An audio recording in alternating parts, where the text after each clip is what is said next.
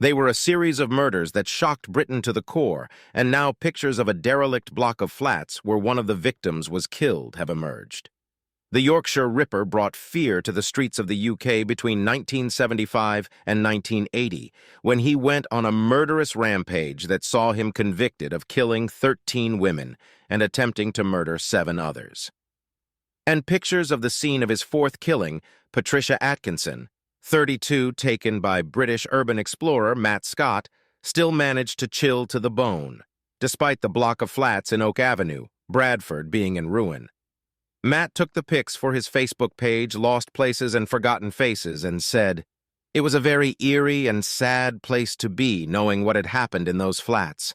I had a very unpleasant feeling throughout the exploration. I was feeling very overwhelmed afterwards.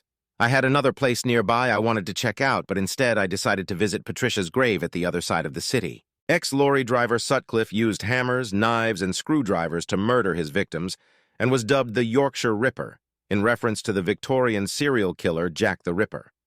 One photo Matt captured showed an empty hallway, dilapidated and dark, leading to Patricia's apartment.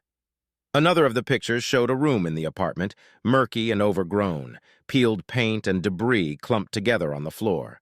Patricia, who worked as a sex worker, had been out drinking in the Manningham area of Bradford when she was spotted by Sutcliffe and offered a ride home.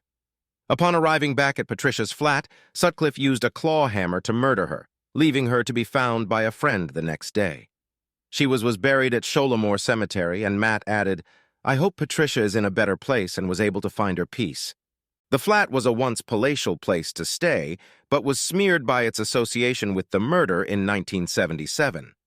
The future of the block was featured in a national TV program.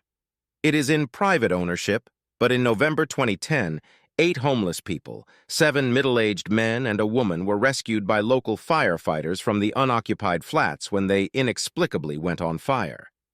Those who were evacuated from the property, believed to be of Eastern European origin, were taken to hospital for precautionary checks. In 2020, an individual had a planning application to refurbish the building accepted, but it's clear to see no action has been taken yet. His proposal of external works and site layout alterations to the existing residential apartment block was granted on June 9, 2020. Sutcliffe died at University Hospital of North Durham, aged 74, on November 13, 2020. He had been sentenced to 20 concurrent sentences of life imprisonment, which were converted to a whole life order in 2010. His death came after having previously returned to HMP Franklin following treatment for a suspected heart attack at the same hospital 2 weeks prior.